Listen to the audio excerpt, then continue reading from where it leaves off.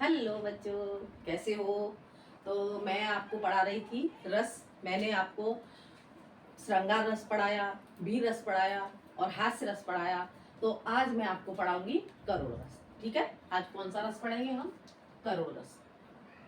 करुण रस। करुण रस क्या होता है?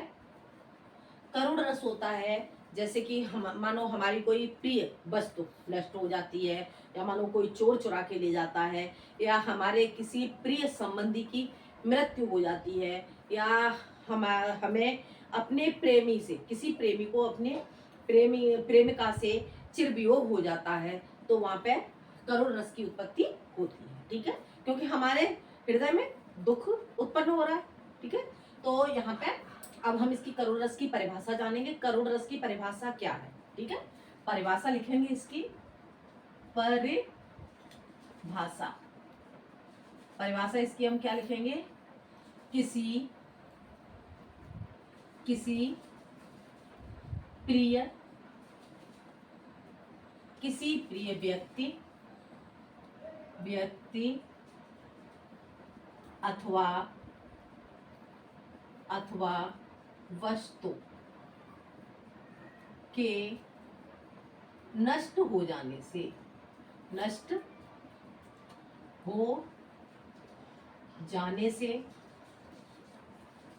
जाने से या प्रेमी के या अपने प्रेमी के चिर वियोग के कारण वियोग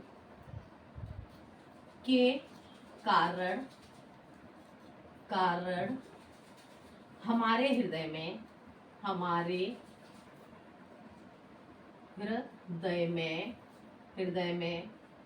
जो शोक उत्पन्न होता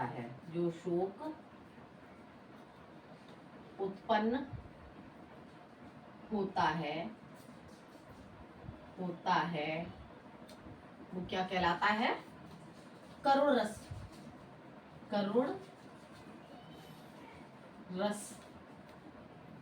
कहलाता है। ठीक है, ये क्या हो गई करुण रस की परिभाषा? किसी प्रिय व्यक्ति अथवा वस्तु के नष्ट हो जाने से या अपने प्रेमी के चिर वियोग के कारण हमारे हृदय में जो शोक उत्पन्न होता है, करुण रस कहलाता है। चिर वियोग क्या होता है? चिर यानी कि लंबे समय के लिए वियोग। ठीक है, लंबे समय के लिए जो वियोग होता है वो चिर वियोग कहलाता है। ठीक है, ये हो गया हमारा करुण रस की परिभाषा।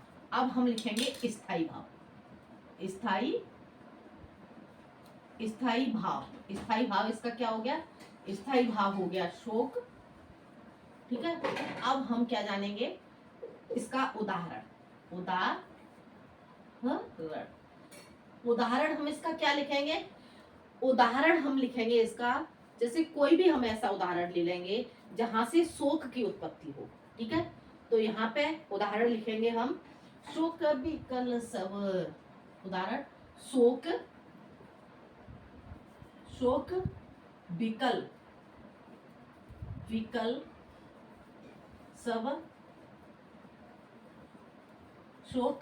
सब। शोक विकल सब क्या लिखेंगे हम उदाहरण यहाँ पे? शोक विकल सब रोवह रानी। शोक विकल सब रोवह रानी।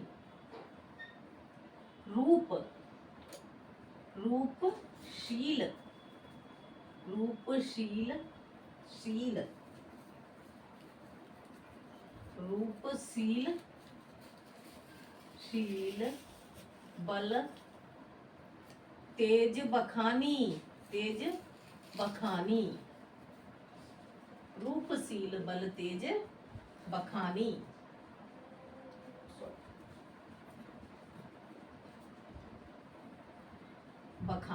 बखानी इस तरह से लिखेंगे, रूपशील बल तेज बखानी। अब इसके बाद लिखेंगे करहि बिलाप।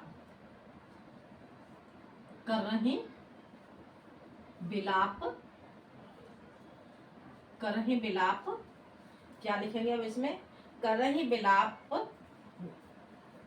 अनेक प्रकारा, अनेक प्रकारा, करहि बिलाप अनेक प्रकारा, परहि, परहि, परहि भूति तल, भूति तल, बारहि बारह, बारहि बारह, बारहि बारह।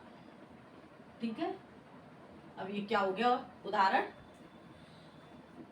सो कभी कल सब रूपहि रानी, रूपशील बल तिज बखानी, करहि कृपा करहि बिलाप अनेक प्रकारा, परहि भूति तल बारहि बारह। ये उदाहरण कहाँ से लिया गया है, ये जो हमारे तुलसीदास जी हैं, तुलसीदास जी ने ये रामचरितमानस में लिखा है। ठीक है, तो ये उदाहरण कहाँ का है, जब राजा दशरथ की मृत्यु हो जाती है, रामचंद्र जी वनवास को चले जाते हैं, उसके बाद जब राजा दशरथ की मृत्यु हो जाती है तो उस समय का ये वर्णन है, मृत्यु के बाद जो रानियां विलाप करती हैं। ठीक है, तो ये उस समय का वर्णन है। अब हम इसमें लिखेंगे इसका स्पष्टीकरण, स्पष्टीकरण, स्पष्टीकरण इसका क्या होगा, प्रस्तुत उदाहरण में, प्रस्तुत उदाहरण में, उदाहरण में राजा दशरथ की, राजा दशरथ की, दशरथ की मृत्यु के, मृत्यु के बाद,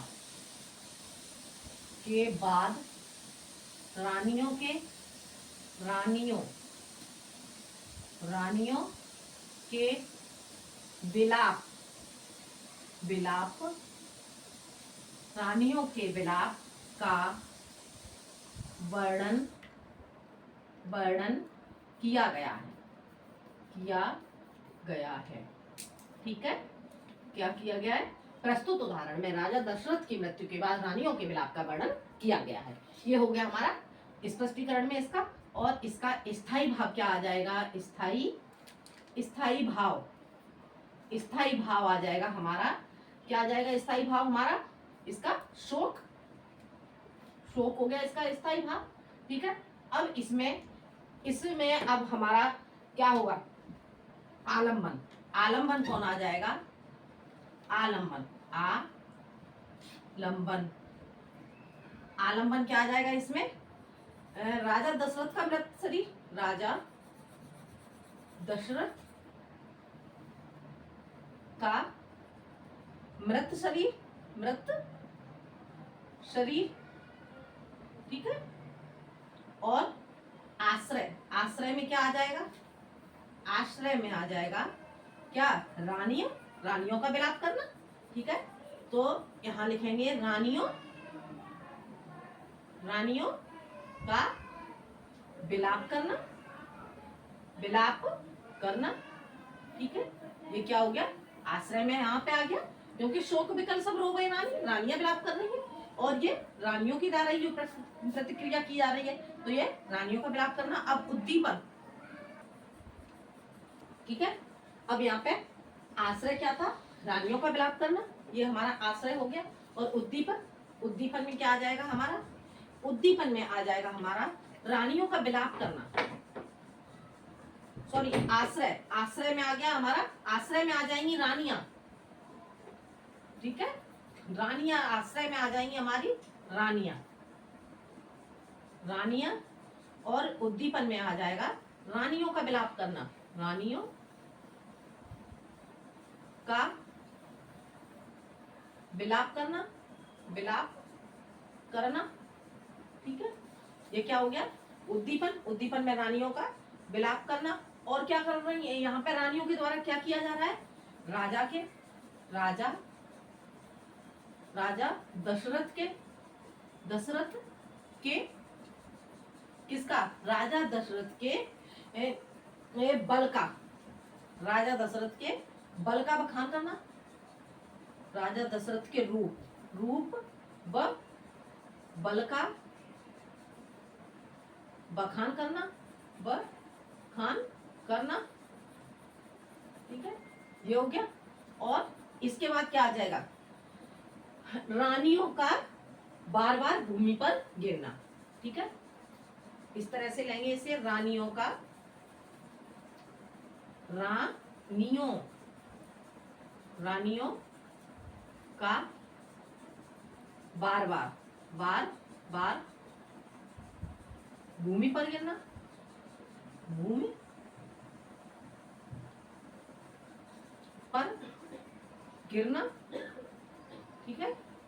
क्या हो गया ये, एक बार फिर से इसका रिवीजन कर लेंगे हम। करोड़ रस, करोड़ रस को क्या हो गया, किसी प्रिय व्यक्ति अथवा वस्तु के नष्ट हो जाने से या अपने प्रेमी के चिरवियोग के कारण हमारे हृदय में जो शोक उत्पन्न होता है वो करोड़ रस कहलाता है। स्थायी भाव हो गया इसका शोक, उदाहरण इसका हो गया, सुख विकल सब रोग है रानी, रूपशील बल तेज बखानी, करह मिलाप अनेक प्रकारा, परहि भूति तलवार ही बारा। ये क्या हो गया, इसका उदाहरण हो गया। स्पष्टीकरण में प्रस्तुत उदाहरण में राजा दशरथ की मृत्यु के बाद रानियों के विलाप का वर्णन किया गया है। स्थायी भाव शोक हो गया, आलंबन इसका हो गया राजा दशरथ का मृत शरीर, आश्रय रानियां, और उद्दीपन रानियों का विलाप करना, और राजा दशरथ के रूप बल का बखान करना, ठीक है। और क्या आ गया, रानियों का बार बार मूर्छित होकर के भूमि पर गिरना, ये क्या हो गया, ये इसका, ये आपका करोड़ रस हो गया, ठीक है। अब इसके बाद हम कौन सा रस पढ़ेंगे, इसके बाद हम पढ़ेंगे रौद्र रस, ठीक है। कौन सा रस पढ़ना है हमें इसके बाद, रौद्र रस। अब हम जानेंगे रौद्र रस।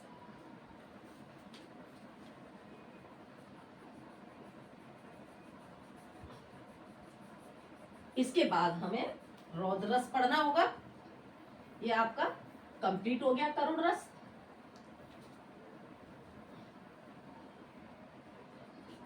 रौद्र रस, रौद्र, रौद्र रस, ठीक है। रौद्र रस क्या होता है, स्थायी अभाव इसका क्या होता है, क्रोध, ठीक है। अब हम इसकी परिभाषा जानेंगे। परिभाषा, परिभाषा क्या होगी इसकी, रौद्र रस, रौद्र रस क्या होगा, किसी विरोधी पक्ष के द्वारा, ठीक है, किसी विरोधी पक्ष के द्वारा हमारे प्रियजन या हमारे धर्म या हमारे गुरु का अपमान करने से क्या होता है, हमारे अंदर जो क्रोध उत्पन्न होता है उसे हम रौद्र रस कहते हैं, ठीक है। या हमारे समाज के प्रति, हमारे देश के प्रति किसी सामने वाले के का क्रोध जो उत्पन्न होता है, तो कोई ऐसी प्रतिक्रिया की जाती है सामने वाले के द्वारा जिसके कारण हमारे हृदय में जो शोक उत्पन्न हो जाता है, तो उसे हम रौद्र रस कहते हैं, ठीक है।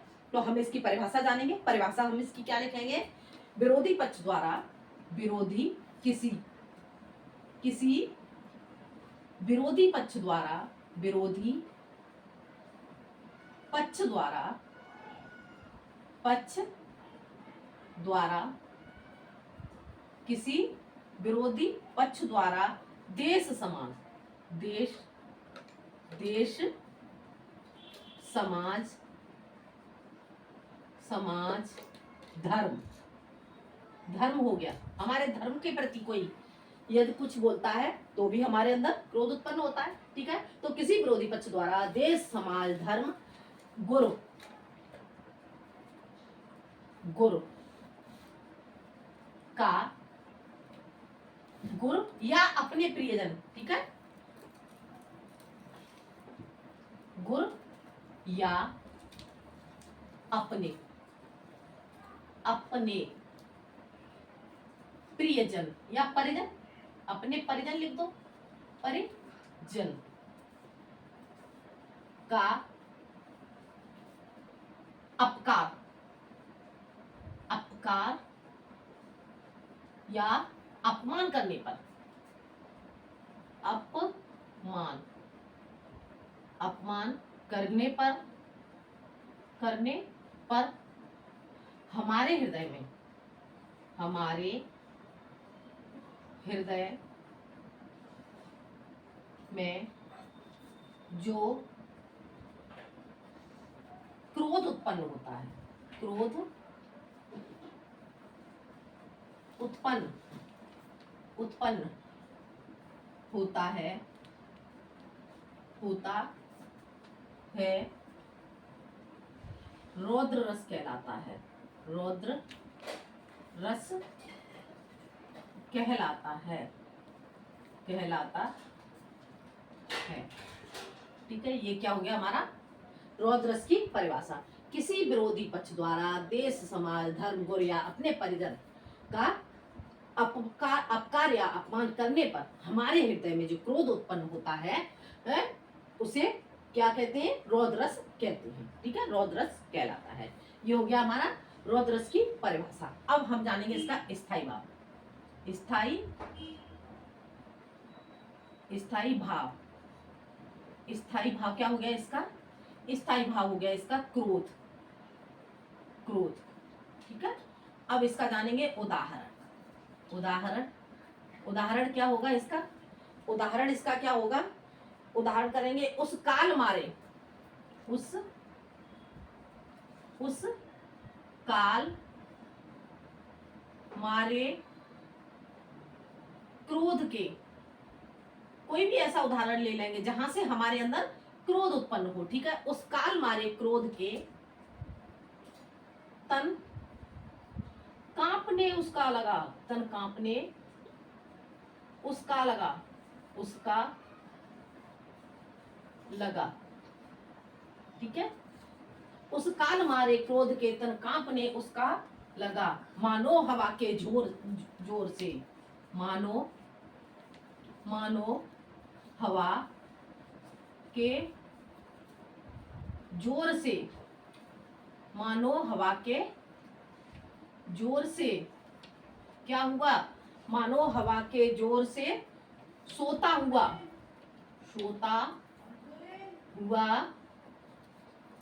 सागर जगा। ठीक है, ये क्या हो गया? ये इसका उदाहरण हो गया रौद्र रस का। उस काल मारे क्रोध के तन कांपने उसका लगा, मानो हवा के जोर से सोता हुआ सागर जगा। ठीक है, ये हो गया उदाहरण रौद्र रस का। अब इसका हम स्पष्टीकरण करेंगे।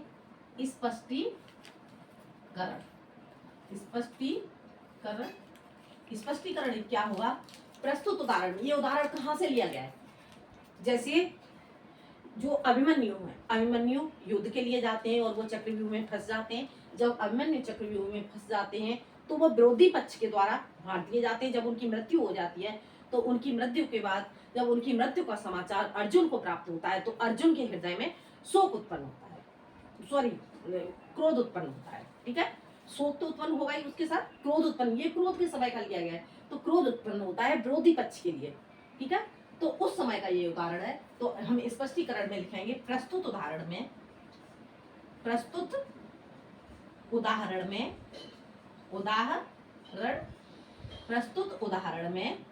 क्या? प्रस्तुत उदाहरण में अभिमन्यु के वध की बात, अभिमन्यु के वध का समाचार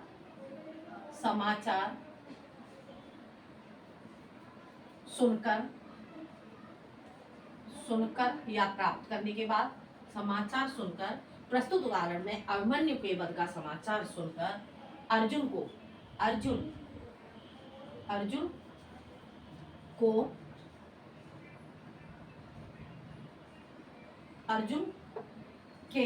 के ऐसे ले ले, अर्जुन के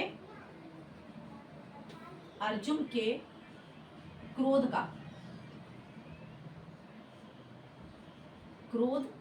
का वर्णन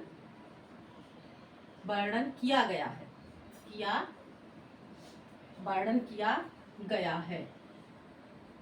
ठीक है, क्या हो जाएगा इसमें उदाहरण? प्रस्तुत उदाहरण में अभिमन्यु के वध का समाचार सुनकर अर्जुन के क्रोध का वर्णन किया गया है प्रस्तुत उदाहरण में। ठीक है, अब क्या लिखेंगे हम इसका? स्थायी भाव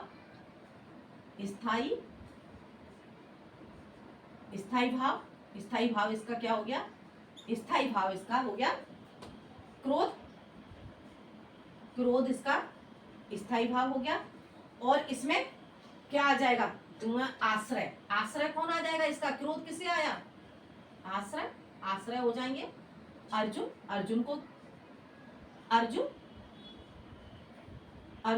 अर्जुन इसका आश्रय हो गए। और आलंबन किसके कारण आया? आलम्बन में आ जाएगा अभिमन्यु, अभिमन्यु वध, अभिमन्यु वध, ठीक है। अभिमन्यु वध आलम्बन। और उद्दीपन में, उद्दीपन, उद्दीपन में क्या आ जाएगा, इसमें उद्दीपन में आ जाएगा क्या, अर्जुन का क्रोध के कारण, क्रोध के कारण अर्जुन का शरीर कांपना, ठीक है। तो अर्जुन, अर्जुन का तन कांपना, कांपना, और क्या करना, क्रोध के कारण,